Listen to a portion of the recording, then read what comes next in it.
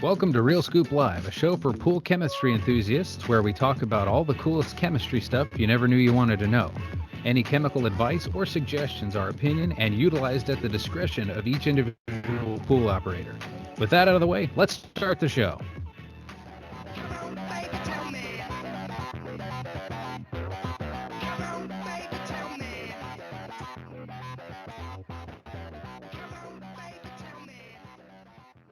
Hello and welcome to the Real Scoop Live. This is a special spa episode. The boys are here to talk to you a little bit about all of the things going on in the industry right now and how that relates to spa and how we can help. So with no further ado, take it over, guys. All right. Thank you, Stacy.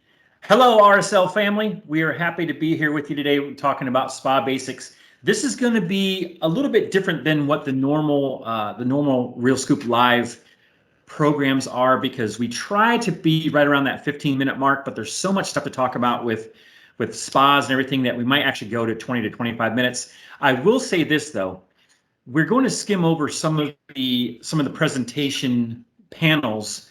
But if you are interested in reading what the panel says, say if we go too fast, just pause, look at it. If you want to talk about it more, or if you have specific questions, take a screen grab, email it to us at info@apiwater.com, and we can set up a time to do either training, to have a discussion about it, or anything that you might have that we can dive down the spa rabbit hole, so to speak, which if you've been watching these programs, you know that we might do once in a while anyway. So give us a call, contact us, email us, whatever, any kind of questions you might have about these. So with that, Brett, let's get going, man. One more thing to add on to here. We actually do have a version of this what we recorded earlier in the year where we really got into the weeds on a lot of these slides, where we're not going to have the time to do that today. So again, you can email us at the address that Matt mentioned earlier, and we can actually send a link so you can watch that too. But spa basics.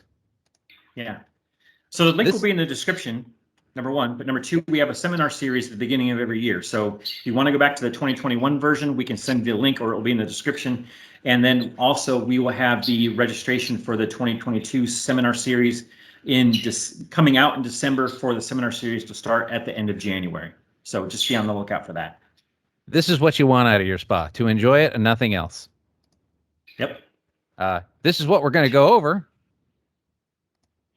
And starting out, Matt, talk some basics. So spa chemistry things to consider.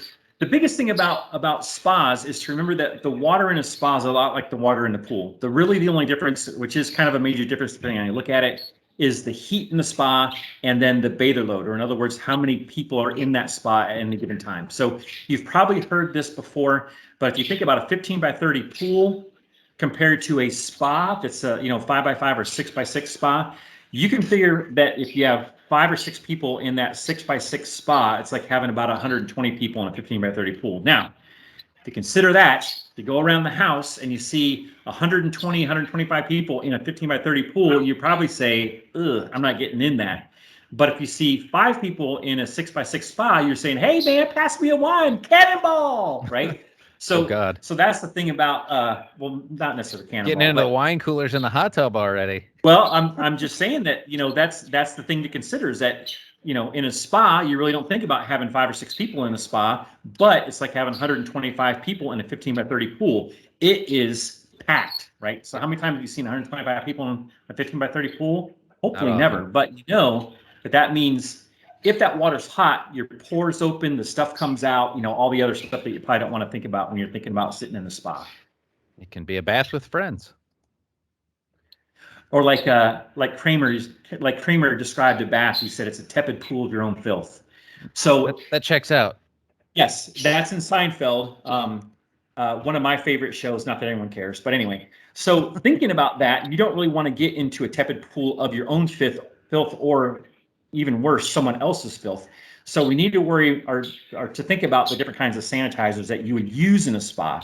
So the sanitizers right now, these are the traditional ones that are used. Yes, there's a couple other ones that are out there, like a biguanide, pretty much just a biguanide. But the sanitizers that are typically used in spas are bromine dichlor trichlor cal hypo, which is granular shock, and sodium hypochlorite, which is liquid shock or like bleach. So those 5 are the ones that typically people use. Now, before all the shortages, most everybody used either bromine or dichlor, right? Those are the most traditional. But now that we're seeing shortages in bromine, dichlor, trichlor, and even in some places cal-hypo, there's a lot of things you have to consider when you're trying to keep your water sanitized. So that's some of the big issues right now. Is like what are people doing for spas in the effort where there's shortages in a lot of the sanitizers that people have been using. So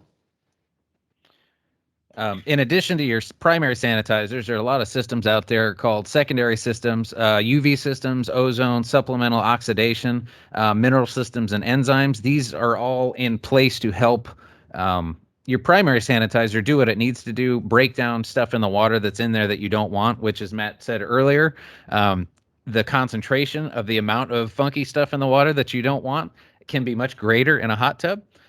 So these really do come into play. Most spas that have been made in the last 20 years generally will come with a UV or ozone system built onto them. So those are pretty common out there.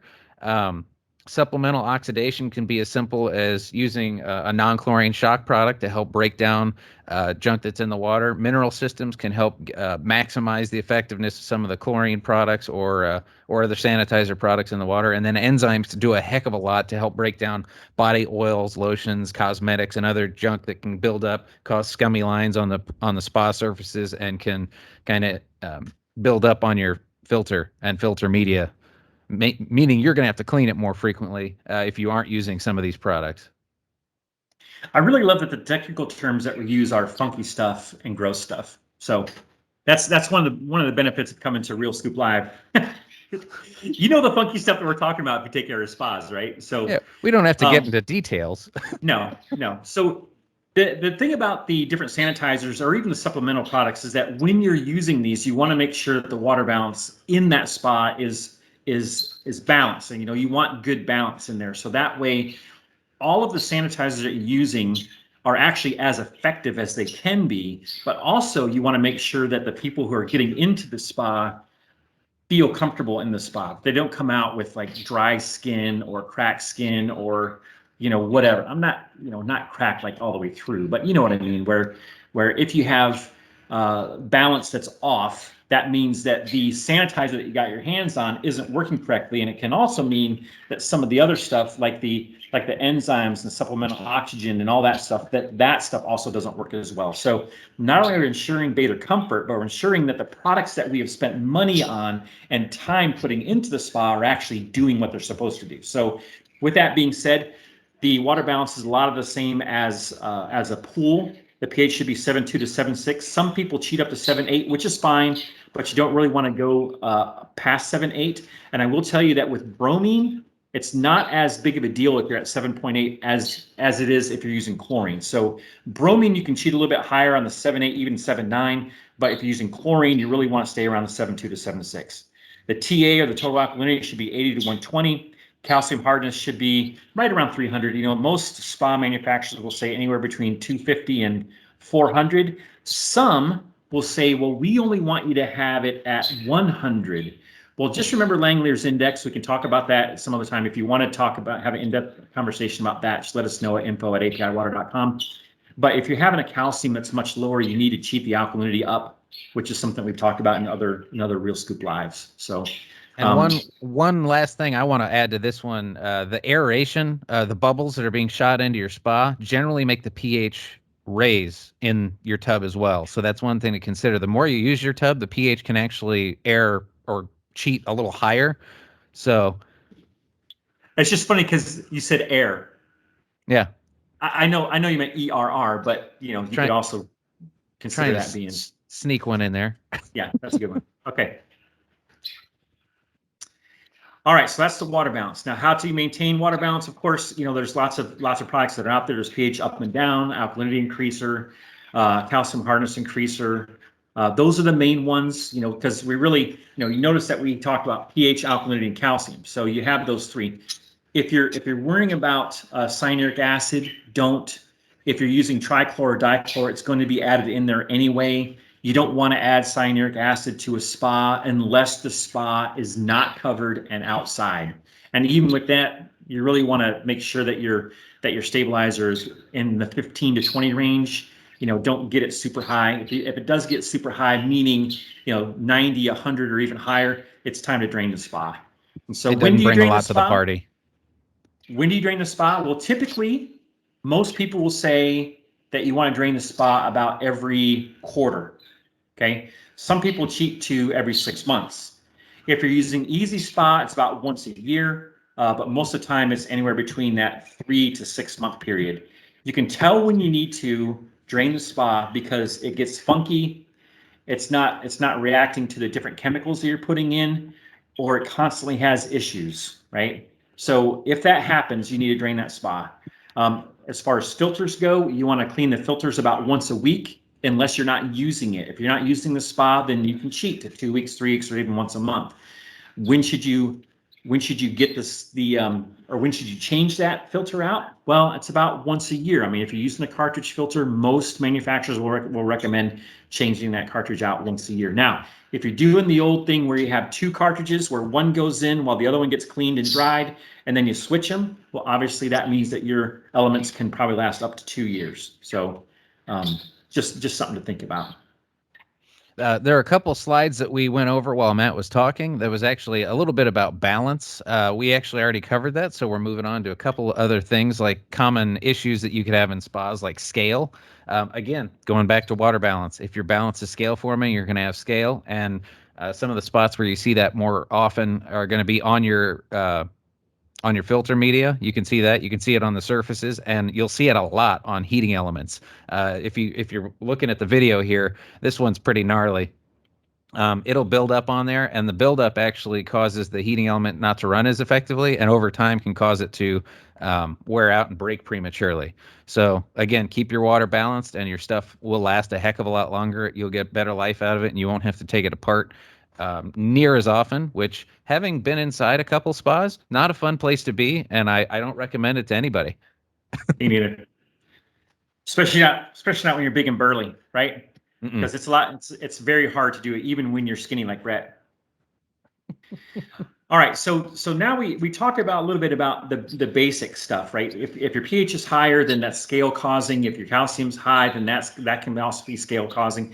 Remember that the hotter the water is, the more apt the calcium wants to come out of solution. That can cause scale as well. So if you have hot water with a high pH, not only is your sanitizers not working, but the calcium also wants to come out of solution and cause issues with everything that Brett just talked about. Now, on the flip side of that, if you're talking about an aggressive spa, meaning like maybe you haven't paid attention to it, maybe you're putting in dichlor or trichlor, which is low on the pH scale, especially trichlor, then what can happen is that your pH can actually go down, which makes your water aggressive. When it's aggressive, it wants to break down anything that it touches. So it's rusting things. It's making eventually it will make your shell be a little bit more brittle than it should be. The white goods, meaning the jets and all that stuff, become more brittle. And it's also actually doesn't feel too good to get in the spa and soak, because you get out and you'll be all itchy, and it doesn't feel good. It's not conducive to any enjoyment of the spa or the longevity of the shell and the equipment. So it's very, very, very important to have that pH in that 7.2 to 7.6 scale. Source water issues, which is something we've talked about a couple times on a couple of these shows. They seem to be picking up steam everywhere. It all depends on what your municipalities are treating your water with, or maybe if you're getting it from a well. Some of the common things that we're seeing is people sanitizing their source water with combined chloramine or chloramines in there. Phosphates, they're actually using phosphates to help keep underground lines in better conditions so that they don't have to get in there and break them up quite as frequently. High total dissolved solids, stray metals such as iron and copper, those are going to be more common in like well water, that sort of thing. And this picture here that we have up on here is actually a brand new spa that was filled with well water. That's what it came out of the tap looking like. Yum, yum. Who wants to get in that? Nobody. Well, I hope they're not drinking that water. There's a number of I'm sure the drinking, showering, playing, whatever you want to do. But there's a number of ways you can use to resolve those issues, you can use metal sequestrants, you can use metal removers. I've got a picture of one of our products start over on the right-hand side that can actually remove the metals, so you aren't just putting the problem back into solution, so you'll have to treat it again later. There's a number of ways to get it out of there, but it's one of those things where someone buys a brand new hot tub, they fill it up from their garden hose, and this is the first thing they see. They might be a little salty because that's not what they were expecting. They were thinking, all right, I got to wait 5 hours, then I'm going to be living that hot tub life later. Talk about buyer's remorse, right? They fill up this beautiful 10 or 12,000 gallon or $10,000 spa, and it looks like that. Like, oh, what did I get myself into? And instantly, there's issues in their mind with, I'm not sure I did the right thing, right? So, just to finish that thought off, there's a couple other ways, like pre-filters you can use on the end of your garden hose to help remove some of the metals and stuff before it gets into the tub, so you don't have to treat it afterwards. You could actually even bring water in from another source. In a hot tub, it's not super cost effective to do that, to get a giant truck out there. But I mean, maybe you've got a friend a town over, and they've got a bunch of gallon jugs, and they're a really good friend, and they're willing to make about 50 runs to fill up your tub. Yeah, they're not going to do that. I mean, unless they have an artesian spring, don't worry about that. That's a big ask, but there's some nice people out there. There are. So, in previous jobs, both Brett and I have sold products called like Metal Trap and stuff like that. That seems to help a lot as long as it hasn't got through its life cycle. So there's all kinds of things that you can use to fix that. It's better really to be proactive in this sense, especially on a brand new spa fill, because like I said, you don't want to put that doubt into the new spa owner's mind that maybe they didn't do the right thing. So, oh boy, day one, it's already green. Yes. So this is what I alluded to earlier. 10 swimmers in a 30,000 gallon pool equals 1 swimmer per 3,000 gallons. A typical residential hot tub is 300 gallons. So if you have 2 or 3 different people in there at one time, you may think, well, that's a spa party, woohoo. But think about what it does to the water. Okay, so that's where we're coming from here. We want to make sure that the water is properly sanitized, properly balanced, so that way the spa lasts as long as it should, and the people get the enjoyment out of it that they should. So, and I have seen spas like that. Just think about this. And this is, I got to tell you, this is one of my favorite slides. So if you're going to screenshot anything, screenshot this. It reminds me of the Nirvana baby, which by the way is now suing Nirvana for using the picture because he didn't get his permission when he was less than 1 year old. But anyway, this is not that one. This is a different one, stock photo. So we should be good to go, right, Stacy? And just one quick note on the stock photo here. It's a baby underwater. Don't take your babies in the hot tub. They can't temperature regulate as well as a full-grown person can, and it's not good for them. Right. And if you're going to try to use it when you're pregnant, make sure to get a doctor's okay with it first too. And remember that being in spas, you're not supposed to be in a spa for more than 15 minutes at a time. So just think about some of those things.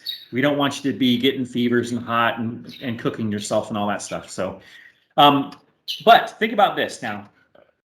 How many times have you been in a situation where someone has come up out of a pool and they have a little dangly, that's what we're talking about. In that little dangly, there's 40,000 microorganisms are released when you clear your nose. Most of the time, people don't like pull that and throw it out. They actually go back under the water and wash it off. So, that kind of thing, it's not good. 2 pints of perspiration go into a swimmer. Go into a pool per swimmer per hour. And that's typically in water that's around 80 degrees. Now you're talking about water that's 100, 102, 104 degrees. Think about the perspiration, the pores that open, and everything that pours out into that water without you even really knowing about it. One little spit of saliva, I hope that people aren't spitting in your spa, but just as, in context, one spit of saliva has more than 100 million organisms in it. So all that stuff, if you have a lot of people in the spa, can really wreak havoc in that spa. That's why everything that we're talking about is so important. And that's not even considering some of the other stuff. Some of the other stuff is where that leads to this. Go ahead. Go ahead, Brett. I'm going to throw this out there. Have you ever seen someone make in a spa make a foamy Santa body waste beard? I've seen it. I raised my hand not to say that I did it. I've seen it happen on a couple of different occasions. We know what you do on vacation. Some of the causes of foam is kind of a fun one in hot tubs. It can be caused by a number of things, and usually it's a combination of some of these things. So low calcium hardness can cause foam. Spa chemicals, different types of chemicals that you put in can cause foam to form. Body oils and organic wastes, as they sit on the surface, they keep the surface tension in as the bubbles happen when you turn on the jet. Now you've got gross, nice foam forming on the top. Lotions, aeration from the spa, and hot tub features. So it's a combination of several things potentially going wrong, or several things that you don't want happening in the spa. So if your spa is being treated properly and the chemicals are maintained in range, generally you don't have issues with foam. So there are products out there to specifically treat only the foam. Those are treating the symptoms and not the cause. So if you treat the cause and keep your balance and chemistry in check, you generally don't need specialty products to remove foam.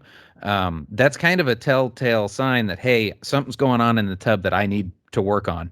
So if you've got foam, get rid of it. Okay, so Brett, I mean, let's be real here. Go back to that. You know, for a fact that that the biggest causes of foam are number 3 and number 4, Yep. right? So if you see foam, you know that most of the time, and this is a high percentage, that's going to be from either body oils, organic wastes, lotions, and cosmetics, right? Or wine coolers.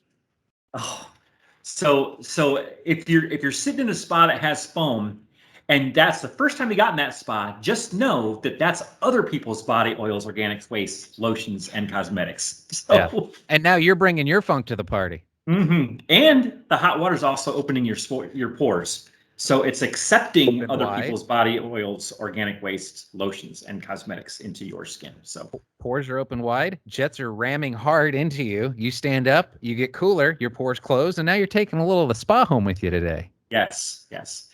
I'm going to need therapy after this. Take some of that home with you. All right.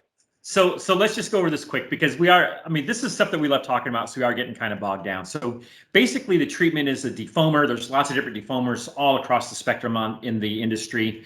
But really the best prevention is to make sure your water is balanced. Use some enzyme if you can. That's actually really, really good. Keep the amount of sanitizer up and make sure that your filters are clean. So those are the 3 main things in order to keep foam from happening.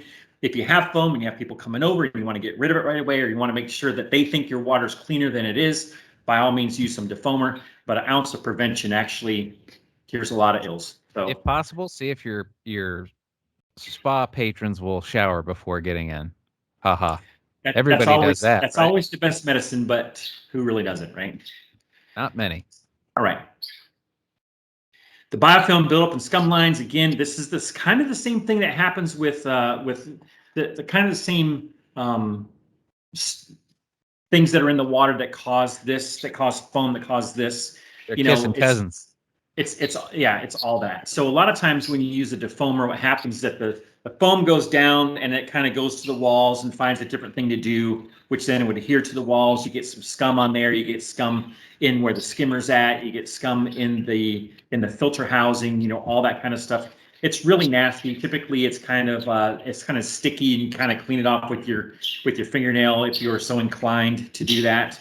But along with the body oils and organics, dead skin cells, lotions, cosmetics, and all that stuff, you also have to think about the bacteria that gets in there, the insufficient filtration, maybe not running the pump long enough. All that stuff causes scum lines. So just remember the scum lines have the same basic build, or the same basic building blocks as foam. It's just that the foam, once you get rid of the foam, has to go somewhere unless you break it down with an enzyme. Where it goes is typically the walls of the spa. So there are different kinds of scents and smells. Go ahead, because there's good kinds and bad kinds. The good kind is the kind that we actually want to add to the spa. The bad kind is the kind that we are adding to the spa inadvertently.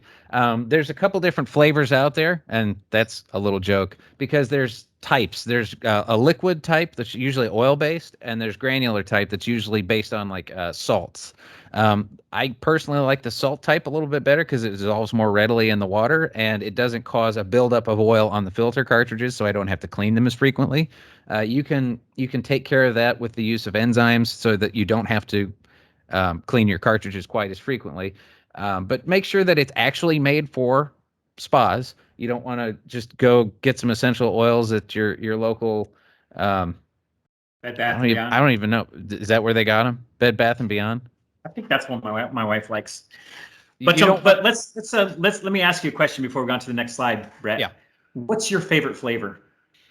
Oddly enough, I will get the kind that smells like that eucalyptus minty Vapo Rub.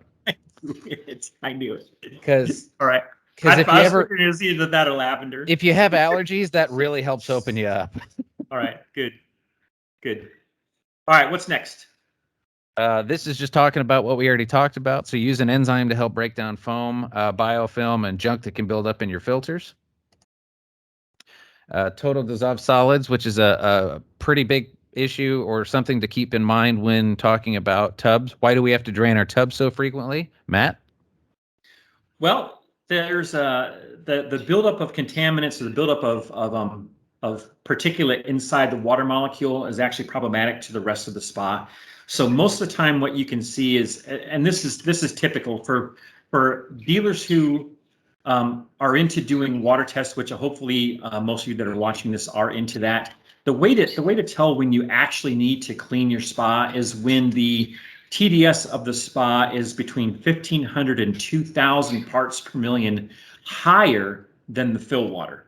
So if your fill water, you want to test the fill water that you started with the spa. Typically, it should be anywhere between 400 and 600. Now, I say typically, for the most part, in my experience, most fill water is between 400 and 600 parts per million of dissolved solids or TDS.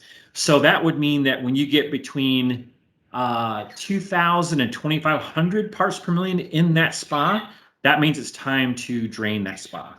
So most of the time that happens about once a quarter or every 6 months. But if you're not using it, it doesn't happen as fast, blah, blah, blah. So that's a good rule of thumb, 1,500 to 2,000 parts per million higher than the fill water. One oddity or weird thing to consider if your spa or hot tub is using a saltwater system, your TDS will be artificially higher because of the salt that you're adding to that. So keep that in mind before draining your spa willy-nilly every 4 days. Right. Yeah, because salt is a dissolved solid, but it's not considered one that we worry about in a salt-based spa.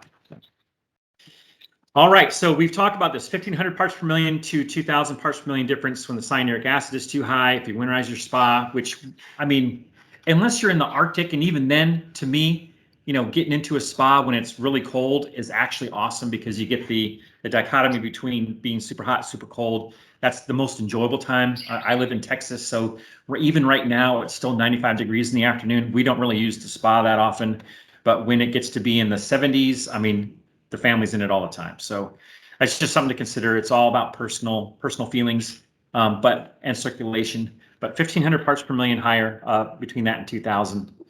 Just remember that to take into consideration the salt if you're using the salt. Okay. All right. So we've gone through a lot of stuff. Let's talk about how to make it simpler. Now, obviously, from watching Real Scoop Live that this isn't necessarily well, no, it's not. We're not selling things. We're just talking about water chemistry, right? But there are some things to consider. Right now, there's issues finding spa kits. There's issues finding traditional sanitizers. It's getting harder and harder for your clientele, for spa owners, or even really for some retailers to find the things they need to keep the water balanced, sanitized, and all that stuff. Okay. So with that being said, we do have an Easy 3 Spa Care Kit. The Easy 3 Spa Care Kit comes with Boost, which is the Easy Spa version of Dichlor. We have a Total Care and a Start. Start is what it prepares the water. It cleans the contaminants out of the source water. So that way you're not dealing with them down the road. The Boost is a once a week sanitizer. And the Total Care is 1 capful, especially when you're buying it in the Easy Care Kit. It's a capful per 200 gallons once a week, unless you do not have an ozonator or a UV. Ozonator UV or minerals. If you don't have those, you need to add a little bit more. So it'd be an ounce per 100 gallons if you don't have some of the supplementary oxidation that we talked about earlier. Okay, very simple, very easy. Spa Care Kit is available at all the Easy Spa dealers.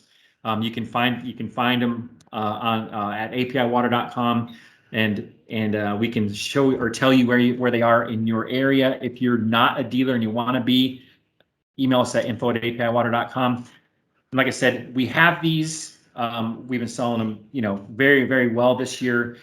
We've been using Easy Spa Total Care on spas for 25 years. They're in tens of thousands of spas around the country. Works very well. Both Brett and I are on Easy Spa, and I tell you, you know how it is when you're in the industry, whatever industry it may be. Typically, whatever has to do with your industry at your house, you kind of neglect. I'm one of those people, and I love it that I can go out there about 4 weeks later, open up the spa, and it's crystal clear, balanced, and beautiful. I mean, to me, it just makes life so much easier. So with that being said, we all know the problems with having sanitizers and getting sanitizers, and the fact that a lot of spa dealers are switching things up, where they might have been on dichlor, trichlor, bromine. Maybe it's harder to find. Maybe they're going to Cal Hypo. Maybe they're going to Cal Hypo tablets. Maybe they're using liquid chlorine, all that stuff. So with that in mind, we actually, for 2022, are introducing our new and improved, or the next generation of the Easy 3 kit. This one is designed to work with any sanitizer that you can get your hands on. So instead of worrying about, well, where am I going to get supplemental dichlor? How am I going to get trichlor? Is there even any available? If you buy your trichlor at a big box store, maybe they don't have it in the winter, or maybe it's harder to find bromine, which all this stuff. We're in a new era, so you might have some people that go from bromine and then drain the spa and then go to liquid chlorine, and then maybe they go from liquid chlorine to dichlor or trichlor or whatever. This makes it so that you can use the Easy Spa Care Kit in any of those spas. You can use them in saltwater spas. You can use them in liquid chlorine, Cal Hypo, all that stuff. And what we did essentially is we took the boost out and added Ezyme Pro. So all the stuff that we talked about in the previous part of this video about the organic waste, about the lotions, about the cosmetics, about all that stuff. Ezyme Pro is the stuff that was developed to break that down. So in the new box starting in 2022, it's the Easy E3 kit. We will have Start to clean the water at the very beginning, Ezyme Pro to keep the water clean, and then Total Care, which works with whatever sanitizer you can get your hands on to keep the water stain-free, scale-free, algae-free, foam-free, smell-free, balanced, and shocked, right? And that's a lot of stuff. So you might want to rewind and listen to that again. But Total Care works with whatever sanitizer you can get your hands on to keep that water nice, not only for the shell, for the spa, but also for the people and the bathers that are in there trying to enjoy it. As a quick little add-on here, with shortages of different products out there for spas, we just want to throw out there, Total Care can actually take the place of traditional non-chlorine spa shock. The dosage rate is right up there on the screen, about 1 ounce per 200 gallons. You could do that weekly. That helps take care of it. That's not the typical program dose. You'll actually get some extra benefits out of it that way. But if you're just looking for something to take the place of non-chlorine shock, boom, there's an option there. Start can actually fill in on a lot of different things. It can help pull out metals, phosphates, stain, and scales. It can actually help to reduce TDS. It'll never get all of it out because you're always going to have some stuff dissolved in the water. And just as an overall troubleshooter, it's compatible with pretty much anyone's spa line. So even if you've got someone who's using a different brand of whatever, it can be used to help clarify, clear up, and treat problem issues going on in your spas. So just as a side note to that, Brett, if you go back to that screen, the thing about it is that everything that we have is made in Memphis, and it's made from parts and chemicals and everything that comes from America. So when you're talking about the supply shortage from being caught in the issues of the big tankers that are over in LA and Long Beach, and the backlog of all the imports that are coming in, we have these products in stock. If you typically like to use Spa Shock, whether you're on a program with API or just Spa Shock in general, the Easy Spa is a direct replacement. It's the same dosage and everything, and it's made in Memphis, and we have the product in stock now. So you can get it and use it on any spa that you typically use Spa Shock on.